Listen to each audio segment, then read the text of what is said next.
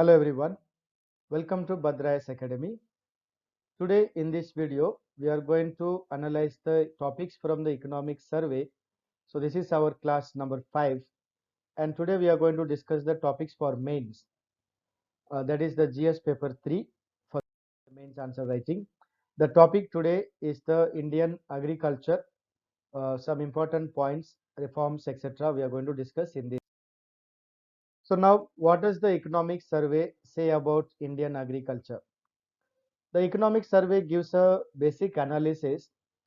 मतलब एग्रीकल्चर ये जो सेक्टर है इसका जीवीए में कंट्रीब्यूशन क्या है and it examines what are the items we export from India, what is the status of India in the export market, and then it also discusses about what we call some reforms done by the government, setting up of the agri infrastructure fund, and then the laws introduced by the government in the agricultural marketing reform, etc. So ये सब topic economic survey में दिया है. So we will look at one by one. So let us start with the first one. What is the composition of India का GVA and what is its role in of agriculture? So if you'll see there, the statistics provided by the economic survey is up to 2019-20.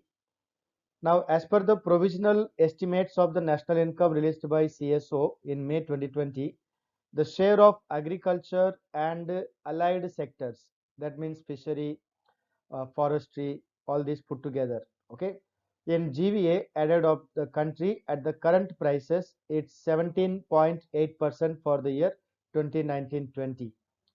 So the GVA of agriculture and the allied sectors in the total GVA of the country during the last 6 years is given if you see this table. So from 2014-15 to 2019-20, if you see the GVA, the gross value added of agriculture has been reducing, falling.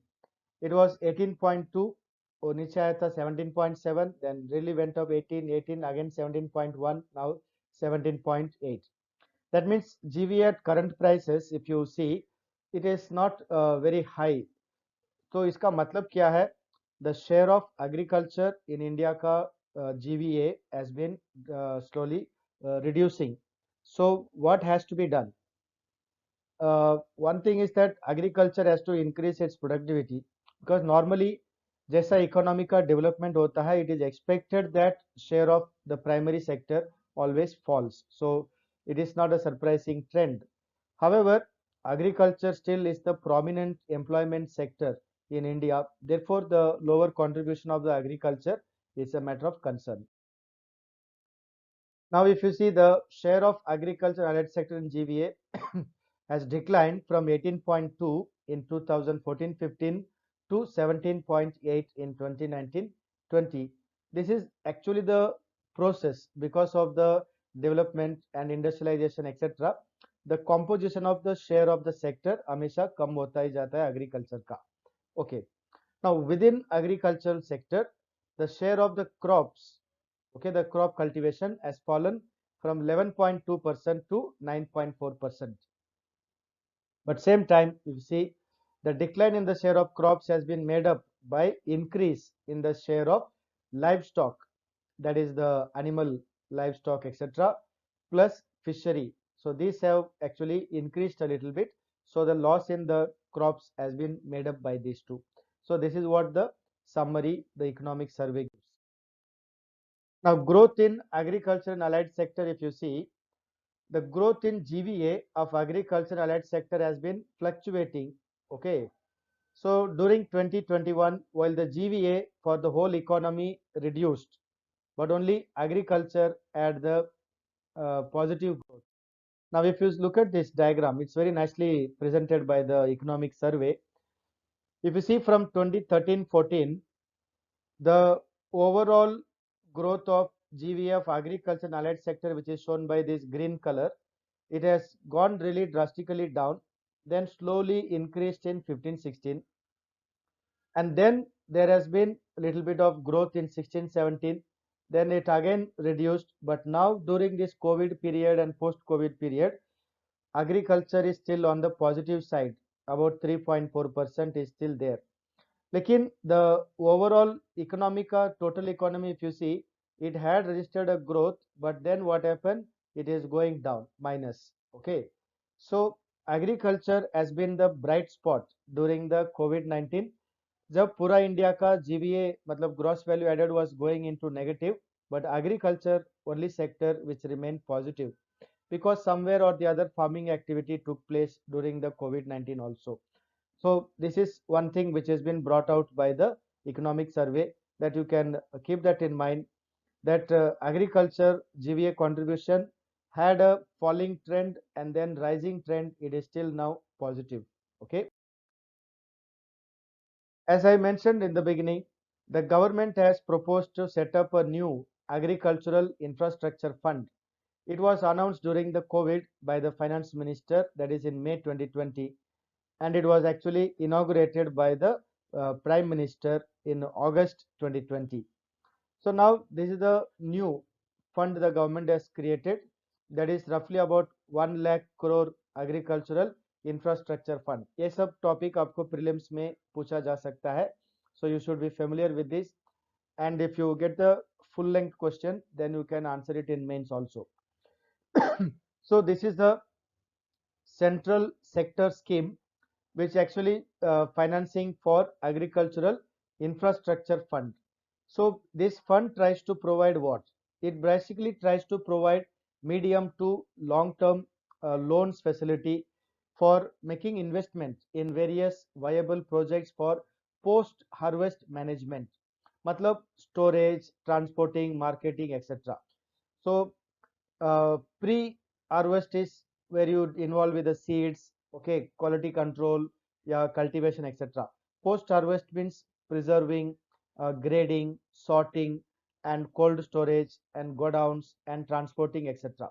So ऐसा जो facilities है उसमें कुछ infrastructure कोई बनाना चाहता है तो उनके लिए लोन मिल सकता है. So that is the fund for that. So now what is available?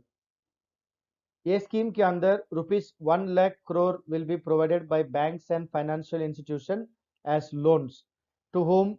To the primary agricultural credit society which are making loans to others, then marketing cooperative societies, and farmer producer organization, that's a group of farmer producer coming together forming their own groups, or self-help groups, या farmers or joint liability groups, या multi-purpose cooperative society, and agricultural entrepreneurs or startups or any other agency which is either the center, state, or started by the PPP mode. Okay, so all these are eligible to receive this loan for creating infrastructure. So all the loans under this facility will have a interest subsidy of how much? It's roughly about 3%. Okay, and the limit is rupees 2 crore. If they can take up to 2 crore, they will get a 3% subsidy, and this will be available for a period of up to 7 years. Now to provide for this facility, the agricultural department has already entered into MOU understanding with the existing all the 12 public sector banks and 11 private sector banks, so that they will be able to disburse the loans. Okay, now looking at the next topic, what is the position of India's primary sector or the agricultural sector in the international trade? Okay, so the economic survey gives some useful information which can be used for prelims. Also, it can be used as a trend of agricultural export for mains. So in 2019-20, that's a year ago, India ka agriculture and allied exports amounted to roughly about rupees 252,000 crores. Okay, so that is the total, what you can say, the value of the exports. Now, which are the major countries to which India is exporting the agricultural products? If you see there, we have the major destination, that is USA, Saudi Arabia, Iran, Nepal, and Bangladesh. So these have been the major destinations of our export. Now, what are the top agricultural products or related products exported? They are basically marine products, that means fish related products, and basmati rice, okay, then meat products, okay, then we have what we call cotton, tea, sugar, etc. So now if you look at what is the trend in that, that is more important. So if you look at the trend in that, since the economic reforms began in 1991, India has remained the next net exporter of agricultural products. Okay, so till then we can say India imported, even for our PDS public distribution system. India basically imported food grains to distribute to the people. But now India is self-sufficient, so we are a net exporter. So the total agricultural export touching about 2.52 lakh crore and imports about 1.47 lakh crore. Therefore, we are a net exporter. Now, analysis of the last 6 years, okay, that is from 2014-15 till 2020, we can say, shows that the share of the top 10 agricultural commodities in the total value of agriculture shows that there is a significant changes in the composition of our agricultural export. So this will be important to understand for the mains paper. So now the share of marine products in the total agricultural value has more or less remained the largest in the last say 5 to 6 years. Okay, so marine product, that means fish, etc. So they are the major exports from the Indian point of view. Now the share of basmati rice in the total agricultural export value has also shown increasing trend during the same period. Other commodity that have witnessed increasing trend are like we have the non-basmati rice, spices, and sugar. But when it comes to more or less stable, which are the ones which are more or less stable? We have castor oil and tea exports. These are they have not shown much of a trend of either increase or decrease. They are more or less stable. So this has been the trend of Indian agriculture in terms of our export. Okay, actually the government set a target to increase the export by even exporting organic products, etc. But however, if you look at the major items which are exported, so these are basically the marine products, and also you have this what we call the other items like sugar, spices, basmati rice, non-basmati rice. Okay, so these are like the major items that are being exported in the recent years. Now, going to the next point within the economic survey, the economic survey has spoken quite a lot about the reforms done by the government. And from exam point of view, this is important क्योंकि farmer का जो protest हुआ था nation wide बंद ये सब हुआ है. So there has been lot of arrests made या पॉलिटिकल इशू हुआ था, right. So now the whole issue is ये सब इकोनॉमिक रिफॉर्म एग्रीकल्चर में क्यों लाया है और ये रिफॉर्म के द्वारा इंडिया को क्या बेनिफिट मिलेगा, मतलब एग्रीकल्चर को इसमें बेनिफिट हो सकता है या. So why the farmers are protesting. Now these kind of topics are currently very popular, and also from exam point of view they are likely to be asked. So अब हम देखते हैं इसमें क्या क्या नया रिफॉर्म गवर्नमेंट ने लाया है एग्रीकल्चर में. So in September 2017, sorry, September 27 2020, the president gave the permission, matlab is assent to the three farm laws. So which are the three laws? Number one, farmer produce trade and commerce, that is the promotion and facilitation act. Second one, farmers empowerment and protection, that is the agreement on price assurance and farm services act. That is what everybody in general calls it a contract farming act. And point number three, essential commodities act. So the farmers have been basically protesting over the act number 1 and act number 2, even though Act 3 has been also a minor issue. But Act 1 and 2 have been the major issues like MSP, FRBM, exploitation by the corporates, etc. So that these first two reforms have been very much discussed. So now let us look at these acts. What are they? So the first act, that is the Farmers Produce Trade and Commerce, that is the Act 2020. What does it say?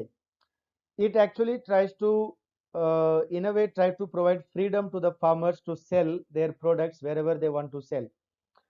पहला system क्या था, समझने को कोशिश करो। पहला system क्या था इंडिया में, हर स्टेट में स्टेट का लॉस थे, मतलब farmers have to go and sell their produce in the wholesale market, this is what we call the APMC mandi, APMC market. So ये जो एपीएमसी मंडीज मार्केट थे उसको स्टेट गवर्नमेंट ने रेगुलेट किया था, स्टेट गवर्नमेंट ने कंट्रोल किया था, उसके ऊपर टैक्सेस भी लगा देते थे। So there was some kind of a supervision regulation by the state government of the APMC market, मतलब APMC wholesale मंडी जो बोलते हैं।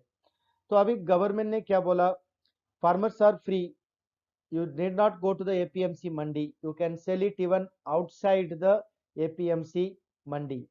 So that became a controversy. तो now अभी स्टेट गवर्नमेंट का पावर क्या होगा, can the state regulate that, can the state impose a tax on this outside the APMC mandi. तो ई नैम ट्रेड का क्या होगा, क्या एपीएमसी मंडी बंद होने वाला है? तो ये सब डाउट था फार्मर्स के माइंड में, and therefore farmers in a way while protesting also brought out this issues.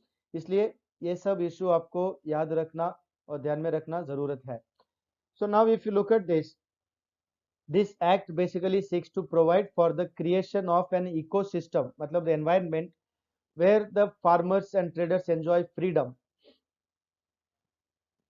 so freedom of their own choice relating to either the sale or purchase of the farmer का जो produce है, so they try to provide remunerative prices through alternative trading channel, that is the outside the APSC का APMC का मंडी। So in this way what will happen, it will be transparent and open, and also there is no barrier, so they can sell it within the state, yeah, from one state to another state. So this was the reform announced by the government. Okay, so what are the main provisions in this? So let's try to look at the main provisions of this reform. The new legislation will create an ecosystem where the farmers and traders will have the freedom. So जिसको sell करना है या खरीदना है, they can buy it और sell it inside the APMC का मंडी या outside the APMC mandi, that is the freedom. Point number 2, it will promote barrier free interstate and intrastate trade. मतलब क्या है, farmer can sell within the state also outside the APMC, या outside the state to another state also he can sell, the freedom is there. So this can take place outside the physical the APMC market, anywhere the farmer can sell it. So the farmer will not be charged any cess or any what we call taxes for the sale of their produce, so they will also not have to bear any transport cost, etc. But after the protest, etc., the government tried to modify this. Okay, so the government said, okay, we will allow the state government to impose a cess on this, okay, or taxes on that. So these are some new changes to be done. It also proposes that the electronic trading, what we call e-NAM, electronic national agricultural market, that will also continue, there is no difficulty. In addition to mandis, the freedom is there to do trading at the farm gate, मतलब जहां हम produce कर रहे हैं या कहाँ cold storage आपके करके रखा, वो स्टोरेज गोडाउन से भी आप सेल कर सकते हैं, not necessary to bring it to the agricultural mandi, or you can sell it from the warehouse, etc. So now these are the main provisions what we call in the act. Now what were the major doubts raised by the farmer? Whether the government will continue to buy things at the minimum support price या minimum support price बंद हो जाएगा। So government ने क्या बोला, assurance दिया था protection farmers का प्रोटेस्ट समय में कि मिनिमम प्राइस सपोर्ट बंद नहीं होगा। So government was ready to give it in writing, but farmers wanted this to be made into a kind of a law, which the government was not very keen to make a law. Okay, then if the farm produce is sold outside APMC का मंडी, will the APMC stop functioning? ये भी एक problem था।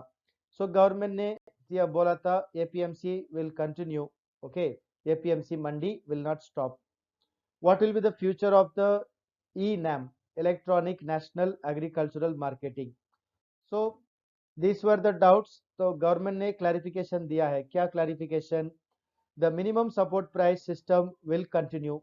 ये बंद नहीं होगा. Mandis will not stop. They will continue trading, okay, as before. Under the new system, farmer have the option either go to the APMC ka mandi या sell the product outside the APMC ka mandi. So farmers are free. The ENAM trading system will also continue. So farmers need not worry. So trading in farm produce will actually increase the electronic trading platform. So there is no worry for the farmers. So the government came out with all these clarifications, but in spite of all these, protests were going on because of some misunderstanding. The second act we need to understand is called the Farmers Empowerment and Protection Agreement of Price Assurance and Farm Services. This is what in short we can call it as the Contract Farming Act.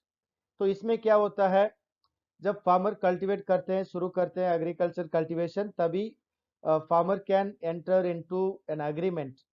Either the farmer producer organization or the traders or the wholesaler, yeah, exporter, anybody can have a pre-agreement with the farmer, like at what price he will purchase, उसका quality क्या होगा. तो ये सब agreement पहले ही कर सकते हैं. इसके द्वारा क्या होगा, फार्मर का जो अनसर्टेनिटी होता है मार्केट में, बाद में प्राइस क्या होगा, कौन खरीदेगा, ये सब का टेंशन नहीं है. मतलब farmer gets a certainty, and also the agreements are legal and protected, so farmer need not worry. Okay, so this was the general idea of this act. So if you look at this act, इसमें क्या दिया है, it seeks to provide a national framework on farming agreements that protects the farmer as well as empowers the farmer from the traders. So it will engage with what, business firms, processor, wholesaler या exporter या large retailer. They can have a contract with the farmer so that farmer can produce and on an agreed price he can sell it in the future. Okay, so this is what we call the Farmer Ka Empowerment and Protection Act. So what are the main provision? The new legislation will empower the farmers to have a agreement with all these people, processors, wholesaler, aggregators, yeah, what do we call large retailer, exporter, so that since the agreement is there, farmer will not be exploited. That's what the government says, the law. So price assurance will be given to farmer even before they cultivate. So in case of a higher market price, farmers will be entitled to this price over and above whatever is the minimum price they agreed. Now it will transfer the risk of uncertainty in the market from the farmer to the trader या wholesaler. So farmer को इसमें benefit मिलेगा. That was the argument given by the government. It will also enable the farmer to access the modern technology, good seed and good inputs, fertilizer, etc. क्योंकि the purchasing person, the wholesaler or exporter, he will try to provide quality seed so the farmer can cultivate also the same quality as required by the purchaser. It will reduce the cost of marketing for the farmer क्योंकि price is already decided, price is already agreed, so farmers will not go into any loss. So the dispute settlement mechanism is provided so that cases can be easily cleared even at the village level.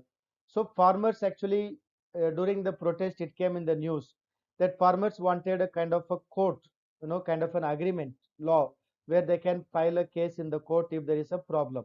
So government agreed that they will be able to permit the farmers to file a case in the courts as well.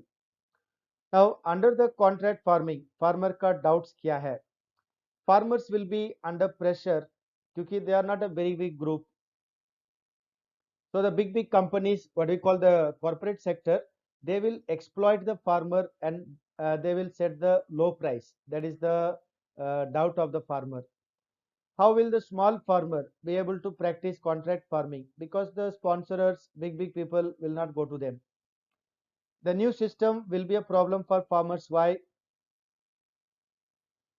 Because the big companies, corporates, will try to exploit the small farmers. They will not even go to them. So the small farmers will be forced. to accept whatever the price is given to them. And also, if there is a dispute, the big company will easily take advantage and they will bribe or whatever and they will win the case. ये तो normally होता ही है. A poor man files a case, rich man files a case, poor man को justice इतना नहीं मिलता है. So this fear is already there. The farmer will lose the case in the end. Okay. So now these were the doubts in the minds of farmers. तो government ने इसको क्या clarification दिया है? So the farmers will have full power in the contract to fix a sale price of his choice to the producer. तो इसका farmer को exploitation नहीं होगा. That's what the government said. लेकिन in reality this is difficult. So the farmer also will receive the payment of the money within 3 maximum days. 10,000 farmer producer organization, where the farmer producers come together and form the organization. They are being formed throughout the country. So what will happen?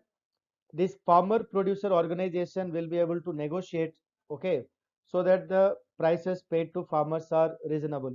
That's what the government said.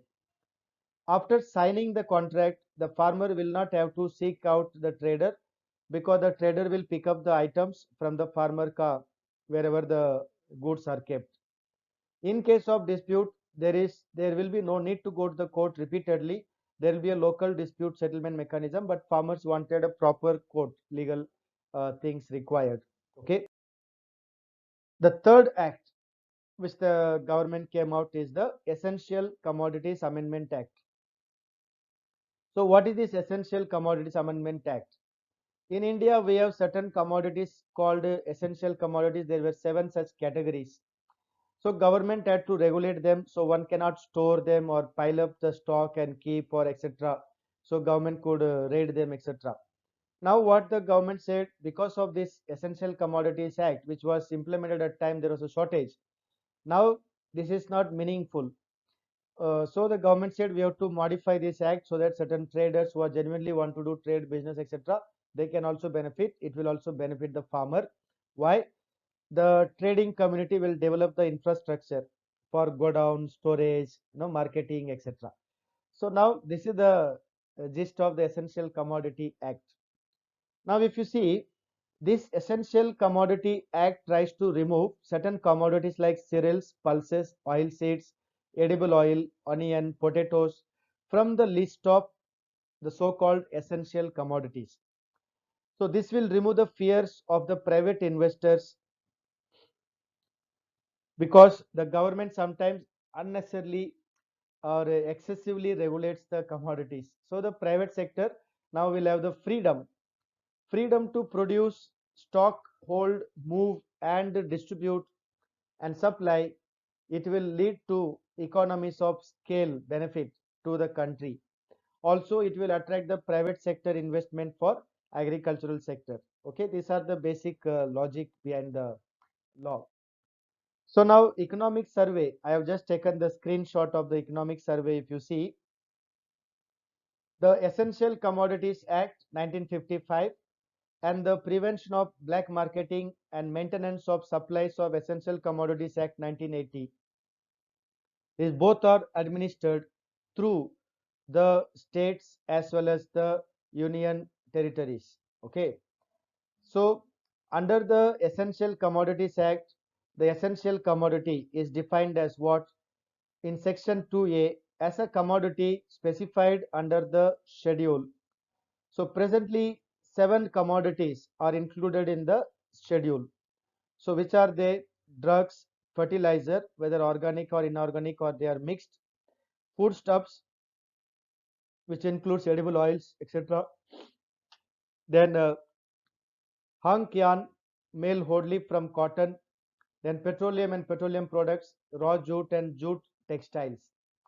The 7th items divided into various groups: seeds of food crops, seeds of fruits and vegetables, and seed of cattle fodder, jute seed and cotton seed. So now what happened? Under the Essential Commodities Act, the government removed certain items, okay, and kept only few items under the essential commodity. The economic survey also highlights this. The Essential Commodities Act 1955 empowers the government to regulate essential commodities through regulation, license, permits, control of prices, etc. So if you look at the Act, Essential Commodities Act, so recently the government of India amended the Essential Commodities Act of 1955 and inserted a new subsection called 1A in section 3. So what does this say? The section 3 in the new section 1A now provides that foodstuffs including cereals, pulses, potato, onion, edible oil, seeds, oil shall be regulated under the only extraordinary circumstances, otherwise not. So what are the circumstances? War, famine, extraordinary price rise, or any natural calamity of a very grave nature. Only these kind of situations, these items can be regulated, otherwise they are free. So what is the background to do that? While India has become a surplus in many of the agricultural commodities, farmers have been unable to get a better price because of the lack of investment in cold storage, yeah, go down or export, etc. Why? Because of the Essential Commodities Act, they could not store and process and keep it. So farmer also suffers huge losses when there is a bumper harvest, he is not able to sell it. So the legislation now will help improve investment in cold storage as well as the what we call godowns, etc. And to modernize the transport, or that is what we call food supply chain logistics. Okay, it will help both farmers and consumers to bring the price stability. It will also create a competitive market where also it will prevent the wastage, because when you have bumper crop you cannot even stock it, so a lot of things have to be sold or it gets wasted. Okay, now government said because of this kind of problems we have to modify the act. So now what is the doubt of the farmer? Large companies or large traders will purchase food grains and stock it, so farmers will not be able to do much about it, consumer will have to pay high price. So there can be artificial inflation, because if the food things are stocked, a shortage in the market, definitely prices will go. Farmers will be exploited by the traders or even large corporate sector. They will buy it at a cheaper price and then they will stock it, then they will manipulate the farmer. So these are the issues or doubts.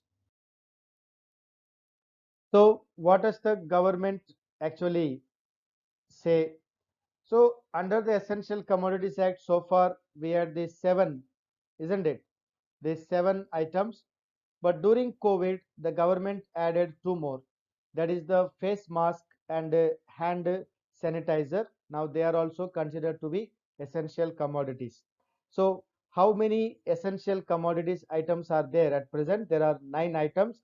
The seven are given in the economic survey as I have given here screenshot. In addition to these 7 items, number 8 is the face mask and number 9 ये होता है hand sanitizer. Okay, now this has come into effect from 13 March 2020 during this COVID. So Essential Commodities Act has not been that controversial considering the other two.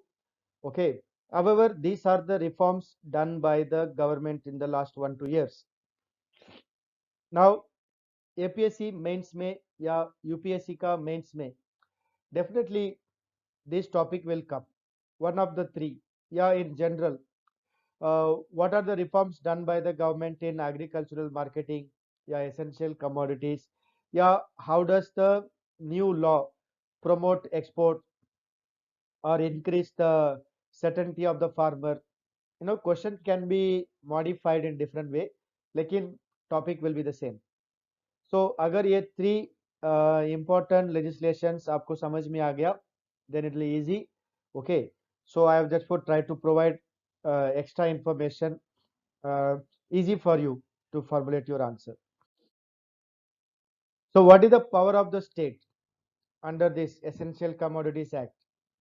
So the economic survey says that the Essential Commodities Amendment Act has not curbed the powers of state government. मतलब उनका power अभी भी है state के पास. So state can enforce stock limits on essential commodities or take action on hoarders and profiteers when it is possible to have the Essential Commodities Act. The state would still exercise all its power, including issuing of permit, license, etc., and also for regulating the production, distribution, supply, movement, transportation of essential commodities. So state का power में ज़्यादा effect नहीं है. It is clear from the advisory issued by the central government in October 2019, okay, that is 29th October 2020, to all the states, that is what, that 3 days time after the purchase of onion from mandis be allowed for packing, grading, etc., before the action can be taken by the state. That means state can take action, okay, under the extraordinary situations. So state ka power is not yet removed. So this is what the central government tries to clarify in the economic survey. Now ये सब information economic survey में दिया है, मैंने भी कुछ extra information add किया है based on the current scenario. So these three important laws and amendments in agriculture is significant for your preparation for exam. Okay. So if you have any queries or you want to contact Bhadra Academy, you are most welcome to call on this number, or you can send email, or you can visit Bhadra Academy for any help or anything you require. Okay. So these are our stars of Bhadra Academy, and we expect that in future you will also be one of the stars. Okay. So prepare well, prepare the economic survey. More than the prelims, lot of topics are there for mains paper actually. इसलिए I prepared 2 videos for prelims and 3 videos for the mains topics. Okay. So do prepare and do study well. If you require any notes, you contact Bhadra Academy, then we will help you. So wish you all the best for your preparations and study the economic survey.